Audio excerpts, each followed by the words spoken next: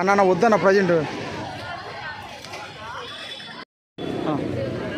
నా పేరు మంతెన రంగరాజ్ అండి. ఇక్కడ హౌస్ సర్జన్గా పనిచేస్తున్నాను ఎస్ఎన్సీలో.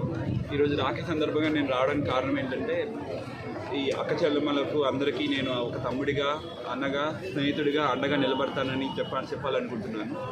ఈ మార్పు మన అబ్బాయిల నుంచే రావాలి. మా మనస్తత్వంలో, మా థింకింగ్ ప్రాసెస్లో మార్పు రావాలండి. అప్పుడే ఈ అత్యాచారాలు కానీ అన్నీ జరగకుండా ఉంటాయి. ఈ జరిగే ఈ పోరాటంలో నేను ఫ్రాక్చర్ జరిగిన రావడానికి కారణం ఏంటంటే, నన్ను ఒక స్ఫూర్తిగా తీసుకొని ఇంకా మిగతా వాళ్ళందరూ రావడానికి అది ఒక స్ఫూర్తిగా ఉంటుందని నేను రావడం జరిగింది. ఇది ఇంకా పోరాటం ఇంకా కంటిన్యూ అవుతూనే ఉండాలని చెప్పేసి నేను రావడం జరిగిందండి. ఈ పోరాటం ఇప్పుడిప్పుడే ఇంకా పెరుగుతూ అందరికీ తెలుస్తూ ఉంది. ఇంకా మిగతా వేరే కాలేజెస్ కానీ ఇంకా యాడ్ అవుతూ ఉన్నాయండి. అలాగే ఇది ఇంకా పెరిగి మొత్తం రాజకీయ నాయకుల దాకా వెళ్ళి, గవర్నమెంట్ దాకా వెళ్ళి మాకు న్యాయం జరుగుతుందని, సపరేట్ ప్రొటెక్షన్ యాక్ట్ మాకు వైద్యులకి వస్తుందని చెప్పేసి కోరుకుంటూ ఈ పోరాటంలో ఒక బాధ్యుడిగా రావాల్సి జరిగిందండి. నా పేరు మంతెన రంగరాజ్ అండి. ఇక్కడ హౌస్ సర్జన్గా పనిచేస్తున్నాను. మన ఎస్ఎన్సీ కాలేజ్కి సంబంధించి. డాక్టర్ జాగృతి, ఇక్కడ ఫారెన్సిక్ మెడిసిన్ పీజీలో పనిచేస్తున్నాను ఎస్ఎన్సీలో. ఆల్రెడీ మా తమ్ముడు చెప్పినట్టు మార్పు అనేది ఎక్కడో రాదండి.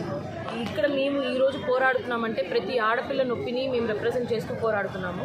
కాకపోతే ఏంటంటే, అది దైవాలయం లాంటి మాకు దేవాలయంగా భావించి ఒక హాస్పిటల్లో జరిగినప్పుడు మాకు అభద్రతా భావం మిగిలిపోకూడదు, మేము పనిచేసే ప్లేస్లో మాకు ధైర్యం ఉండాలి అని చెప్పి కేవలం సెంట్రల్ ప్రొటెక్షన్ యాక్ట్ ఒకటే తీసుకొస్తే మీరు మారిపోతారా అని కాదు. సెంట్రల్ ప్రొటెక్షన్ యాక్ట్ ఉంటే ఏంటంటే, 100లో తప్పు చేయడానికి భయపడే మరీ ఎక్స్ట్రీమ్లో చేసి ఇలా రేపులు చేసి ఆ ఇద్దరు భయపడతారు.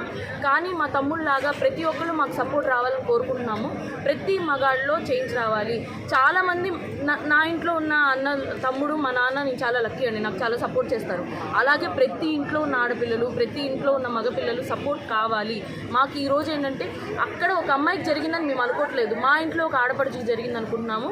కాబట్టి ఈరోజు రాఖీ సందర్భంగా అడుగుతున్నది ఒకటే, ప్రతి అమ్మాయికి మీరు వాల్యుబుల్ గిఫ్ట్, వేరే ఏమీ ఖరీదైన కొనివ్వక్కర్లా, కేవలం ఆ అమ్మాయి ఆలోచనలకి రెస్పెక్ట్ ఇచ్చి ఆ అమ్మాయి మాట్లాడే మాట మీరు వినగలిగితే చాలు, ఆ అమ్మాయికి మరో జన్మనిచ్చినట్టే అవుతుంది.